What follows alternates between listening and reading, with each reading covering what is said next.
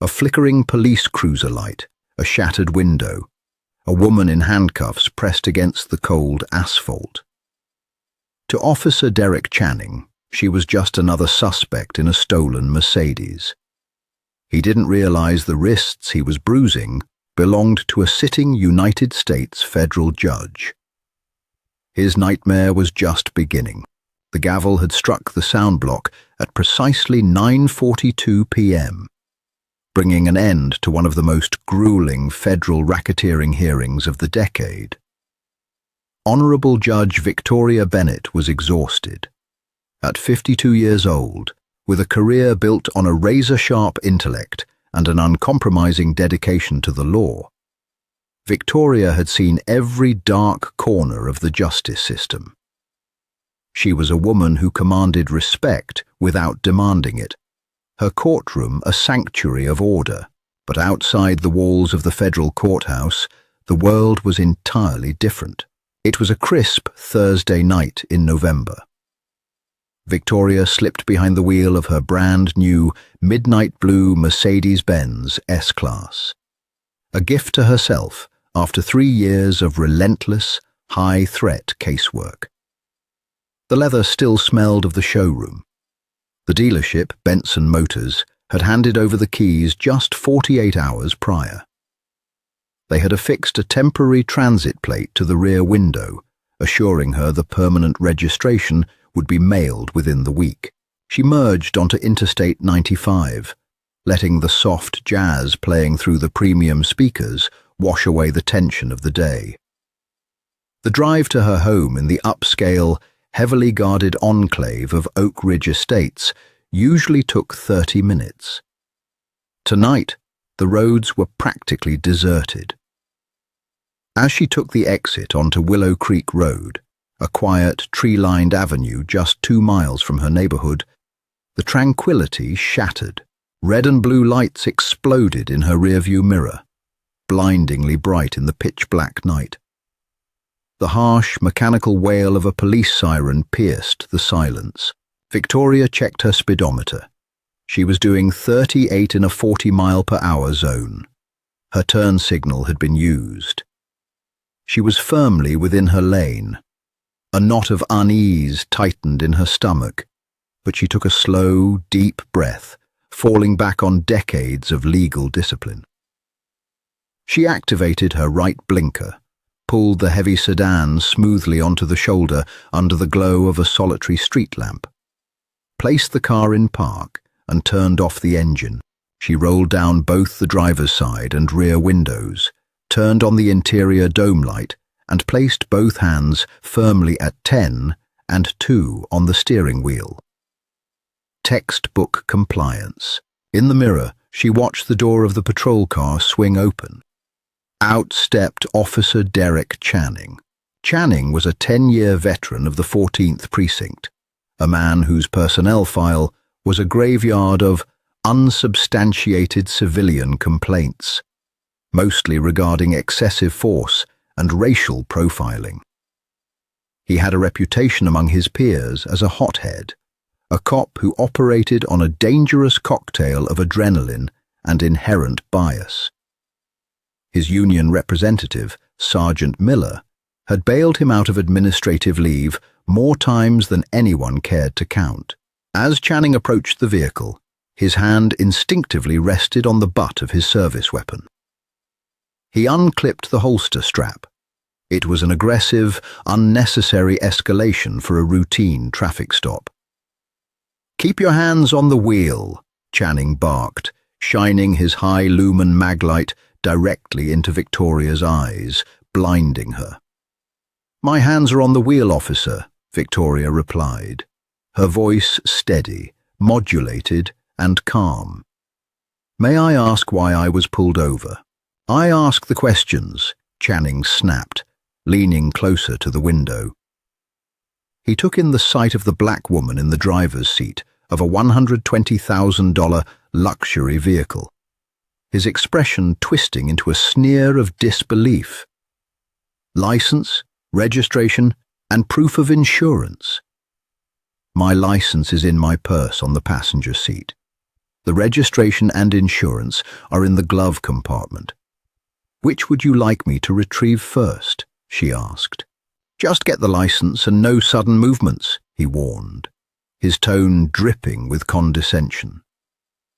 Victoria slowly reached across the console, unzipped her leather tote, and extracted her wallet. She pulled out her driver's license.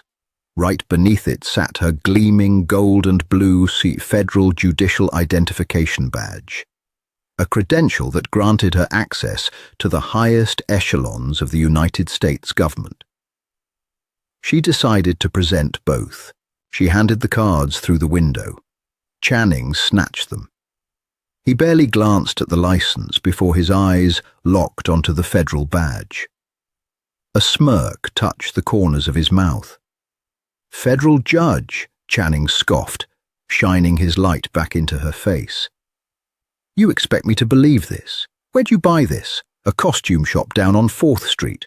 Officer, if you radio your dispatch, they can verify my credentials using my badge number, which is engraved on the back. It is a federal offense to impersonate a judge, which I am not doing," Victoria stated firmly, her patience beginning to thin, though her composure remained absolute. "Yeah, and I'm the King of England," Channing retorted. He tossed the federal badge back through the window. It clattered against the center console. "This car comes back flagged. No active registration, and the VIN attached to this temporary plate belongs to a stolen vehicle out of neighboring county." Victoria frowned. "That's impossible. I purchased this vehicle 2 days ago from Benson Motors. If there is a flag, it is a clerical error on the dealership's part. Again, I urge you to run my name." "Step out of the car," Channing ordered. "Officer, I am perfectly willing to cooperate, but I need you to contact your shift supervisor before we proceed further," Victoria said, refusing to let him escalate the situation blindly. "I said step out of the damn car!" Channing roared. Before Victoria could unbuckle her seatbelt, Channing reached through the open window, grabbed the handle, and yanked the heavy door open. He grabbed Victoria by her tailored blazer, hauling her out of the driver's seat with startling violence.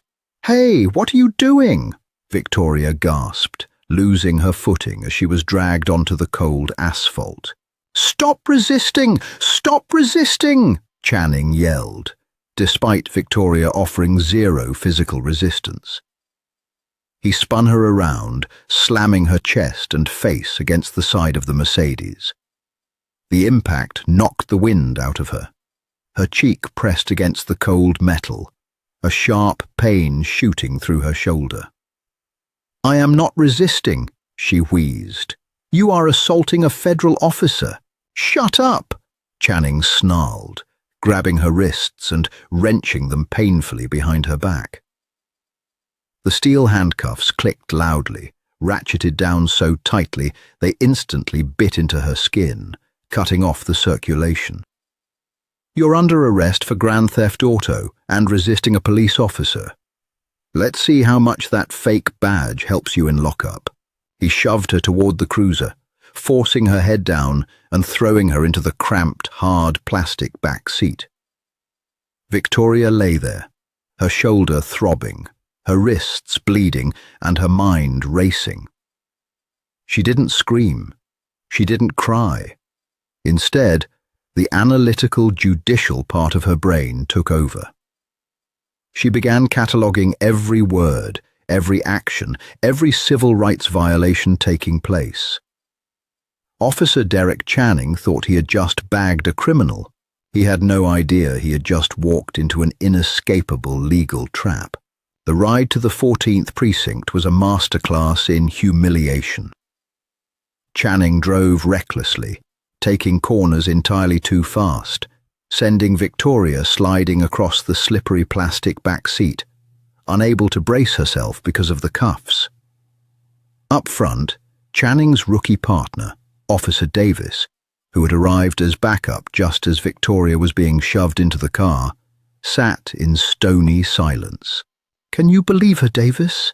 Channing bragged over the roar of the cruiser's engine. "Flashes a fake federal badge at me. The audacity of these people. They steal $100,000 car and think they can just talk their way out of it." Davis glanced back through the wire mesh partition. He saw the way Victoria sat, upright, dignified, her eyes fixed on the back of Channing's head with a chilling, unblinking intensity. There was no panic in her gaze, no desperate pleading, just a cold, calculating focus. It made Davis deeply uncomfortable. "You sure about the badge, man?" Davis mumbled nervously. It looked real. "It's plastic garbage," Channing dismissed, waving his hand.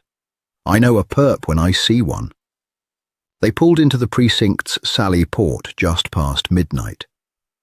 Channing yanked Victoria out of the cruiser. Her wrists were swollen, purple bruising already blooming around the metal bracelets. She was marched through the heavy steel doors and into the chaotic booking area. The room smelled of stale coffee, industrial floor wax and sweat. A half-dozen officers were milling about, processing petty thefts and drunk driving suspects. Channing paraded Victoria right up to the booking desk, a smug grin plastered across his face. "Got a live one, Toby," Channing said to the booking officer, a young man named Toby Wyatt. "Grand theft auto, resisting arrest, and possession of forged federal documents." Claimed she was a judge. Toby looked up, his fingers poised over the keyboard. He glanced at Victoria. Despite the disheveled blazer and the bruised cheek, she radiated authority. "Name?" Toby asked. Victoria remained completely silent. "Hey, he asked you a question," Channing barked, nudging her roughly in the ribs. Victoria slowly turned her head and looked at Channing. "I am invoking my Fifth Amendment right to remain silent, and my Sixth Amendment right to legal counsel. I will not speak a single word until my attorney is present. You have my identification in your possession." The absolute certainty in her voice made the chatter in the booking room die down. Cops knew the sound of a seasoned criminal, and they knew the sound of an innocent civilian panicking. This was neither. This was the voice of someone who owned the room. Channing scoffed, tossing her wallet onto the booking desk. "Here, run the ID." Toby opened the wallet and pulled out the driver's license. "Victoria Bennett," he typed into the system. He waited for the screen to populate. When it did, the young officer's face drained of all color. He swallowed hard, his eyes darting from the monitor to Victoria, and then to the gold federal judicial badge sitting inside the wallet. Derek," Toby stammered. "What? She got warrants?" Channing asked eagerly. "Derek. The system. She doesn't have warrants. Her profile is locked under a Department of Justice red flag. It says to contact the U.S. Marshals Service immediately upon detention." Channing frowned, leaning over the desk to look at the screen. "That's a glitch. What about the car?" Toby frantically typed in the VIN number Channing had provided from the temporary plate. The car. Okay, look. The dealership, Benson Motors. They reported a stolen vehicle yesterday, but the VIN on this temporary plate is off by 1 digit. It's a clerical error. The dealership put the plate for the stolen car on this new purchase by mistake. The silence in the booking room was deafening. Every officer in earshot had suddenly found something incredibly interesting to look at on the floor. "Well, she still resisted," Channing said defensively, his voice losing its confident edge. "And she was belligerent." Before Toby could respond, the heavy wooden doors of the precinct captain's office swung open. Captain Greg Donovan, a man who looked like he had survived 30 years of police politics by never making a mistake, marched out. He had just received an automated alert from the DOJ system the moment Toby ran Victoria's name. Donovan walked straight up to the booking desk. He looked at the computer screen. He looked at the bruised woman in handcuffs. He looked at the federal ID. Then he looked at Channing with an expression of pure, unadulterated horror. "Uncuff her," Donovan ordered, his voice dangerously low. "Captain, she was driving a flagged—" "I said uncuff her right now, you absolute moron," Donovan roared, the shout echoing off the cinder-block walls. Channing fumbled with his keys, his hands shaking as he unlocked the cuffs. Victoria brought her arms forward slowly, wincing as the blood rushed back into her hands. She didn't rub her wrists, she just held them, letting the deep, bleeding indentations remain visible for everyone to see. "Your Honor," Captain Donovan said, his voice trembling as he stepped forward, practically bowing. "I cannot express how profoundly sorry I am. There has been a catastrophic misunderstanding. Officer Channing failed to follow basic protocol. You are free to go immediately, and we will arrange an escort to take you home and return your vehicle." He slid a release form across the desk. "If you'll just sign this standard release waiver, acknowledging that your property was returned, we can get you out of here." Victoria looked at the pen, then up at Captain Donovan. The silence stretched for 10 agonizing seconds. "Captain Donovan," Victoria said, her voice echoing clearly in the quiet room. "I was pulled out of my vehicle without probable cause. I was physically assaulted. I was detained despite presenting valid federal credentials. My civil liberties were not just violated, they were obliterated by an officer who didn't even bother to read the name on my license because he was too busy profiling the color of my skin." She took a step back from the desk, refusing to touch the pen. "I am not signing your waiver. I am not accepting a quiet ride home," Victoria stated, her eyes locking onto Channing, who was now sweating profusely. "You arrested me, process me, put me in a cell, because when my attorney arrives in the morning and the Department of Justice opens its investigation, I want the record to show exactly how the 14th Precinct treats its citizens. Please, Your Honor, let's not escalate this," Donovan pleaded, desperation leaking into his tone. "A night in a cell, it's unnecessary." "It became necessary the moment your officer decided the law didn't apply to him," Victoria replied coldly. "Now point me to my cell." Knowing he was completely cornered, a defeated Captain Donovan signaled for a female officer to escort the judge to a holding cell. As the steel bars slammed shut, locking a federal judge in a concrete box, panic erupted in the precinct. Phones were ringing. The union rep, Sergeant Miller, was rushing in. They knew they had a disaster on their hands, but they didn't know how deep the hole truly went. They were about to find out. Channing had claimed she was resisting. He had claimed he followed protocol. But what Channing didn't know was that his cruiser had been outfitted with a new software update just 3 days prior. While he had manually clicked off his body cam, a blatant violation of department policy meant to cover his tracks, the new software automatically triggered the cruiser's dash cam to record audio and upload it directly to a secure, unalterable cloud server the moment the police sirens were activated. Every threat, every lie, and every sound of the physical assault had been permanently preserved. And Victoria's lawyer, Owen Patrick, was already on his way. At 6 a.m. on Friday, the heavy glass doors of the 14th Precinct swung open, and the political equivalent of a Category 5 hurricane walked into the lobby.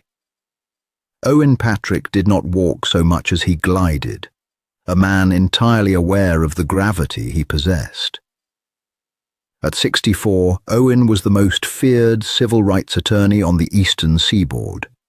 He was impeccably dressed in a charcoal Tom Ford suit, carrying a battered leather briefcase that had seen the inside of the Supreme Court more than once. Flanking him were two special agents from the Department of Justice's Civil Rights Division. The desk sergeant, a 20-year veteran named O'Malley, stood up immediately. He recognized Owen from the news. "Mr. Patrick, we've been expecting you." "I don't care what you've been expecting, Sergeant," Owen said, his voice a low, rumbling baritone that demanded absolute silence. "I am here for my client, the Honourable Judge Victoria Bennett. Furthermore, I am serving this precinct with a federal preservation order. No data, no audio, no video, no written logs from the hours of 8 p.m. last night to this current minute are to be altered, moved, or deleted. If a single byte of data goes missing, I will have the FBI dismantle this precinct brick by cinder block." Within minutes, Owen was escorted to the holding cells. When he saw Victoria sitting on the hard metal bench, her tailored blazer wrinkled and her wrists wrapped in makeshift bandages provided by a nervous jailer, Owen's jaw tightened. "They actually did it," Owen whispered, stepping into the cell as the guard unlocked it. "Good morning, Owen," Victoria said calmly, standing up.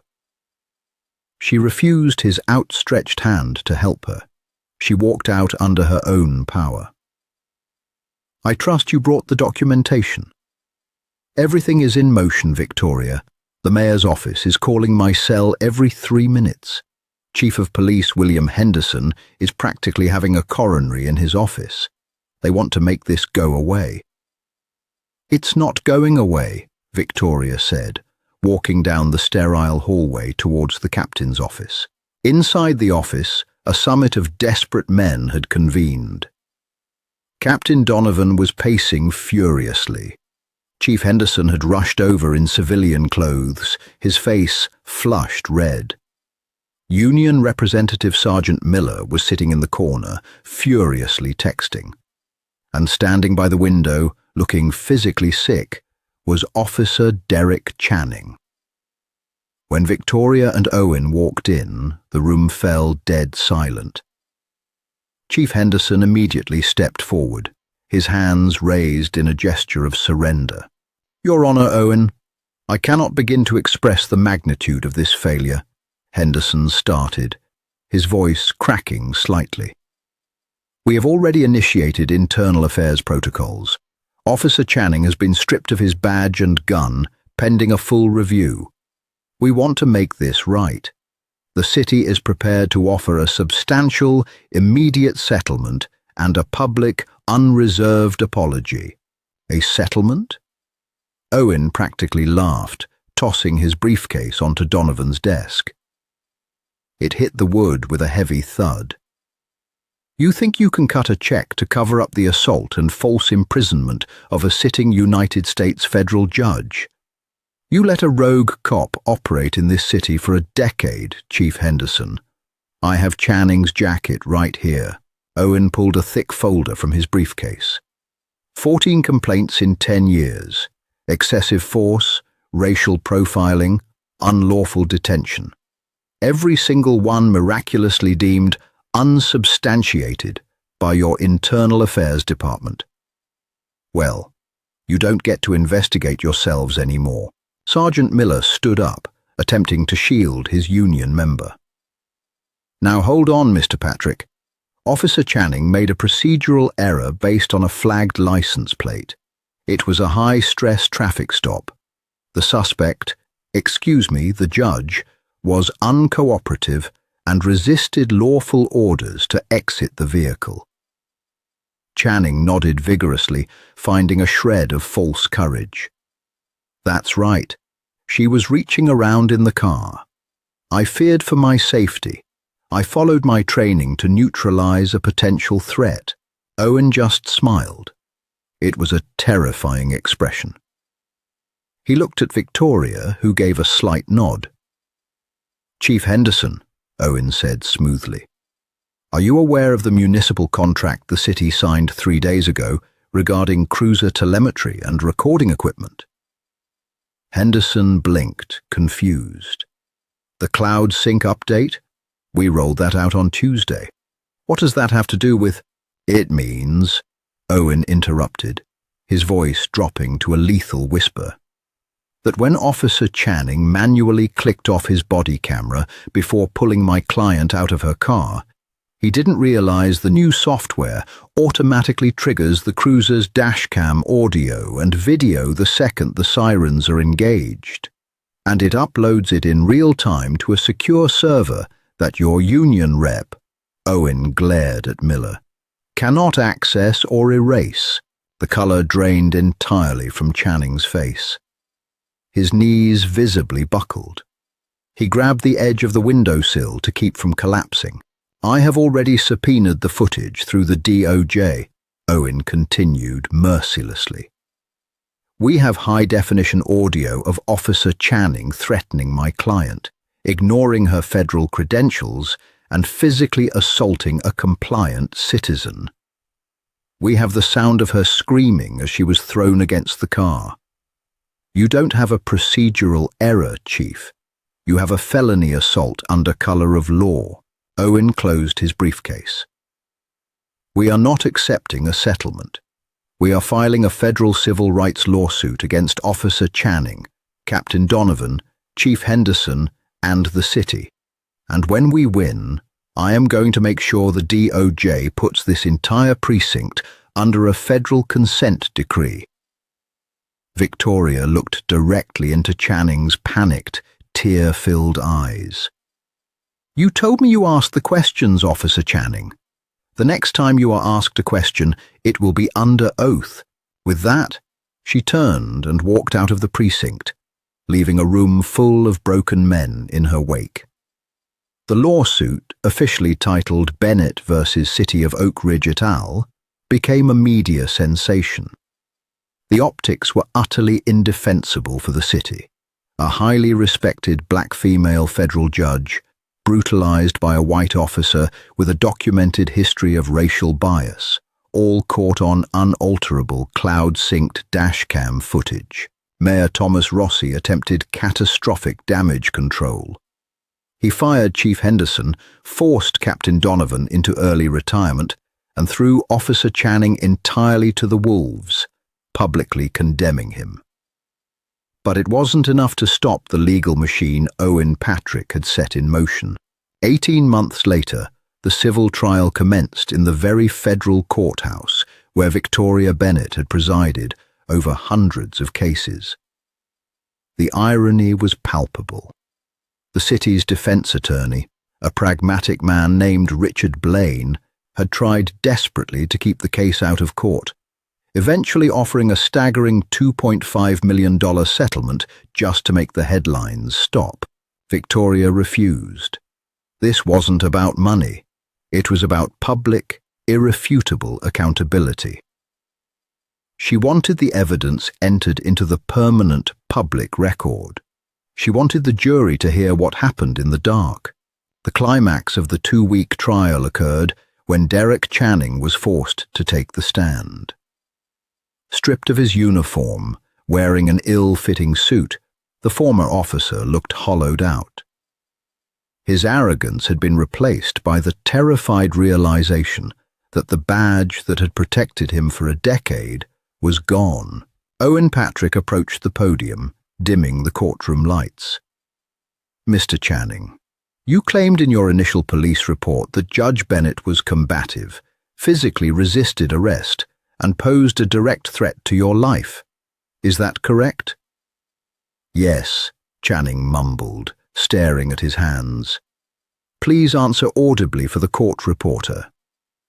"Yes," Channing said, louder. "Let's play Defense Exhibit 4-A, the dashcam audio from the night of November 12th. The courtroom echoed with the harsh static of the recording. The jury listened in stunned silence as Channing's aggressive, condescending voice filled the room. They heard Victoria's calm, measured compliance. They heard the distinct sound of the federal badge hitting the center console. And then they heard the violence, the sudden, brutal yanking of the door, the sickening thud of Victoria being slammed against the car, and her breathless gasp of pain. Owen stopped the recording. "Mr. Channing, at what point in that recording did Judge Bennett resist?" Channing swallowed hard. He looked at the jury. 12 faces stared back at him with a mixture of disgust and anger. I misinterpreted her movements."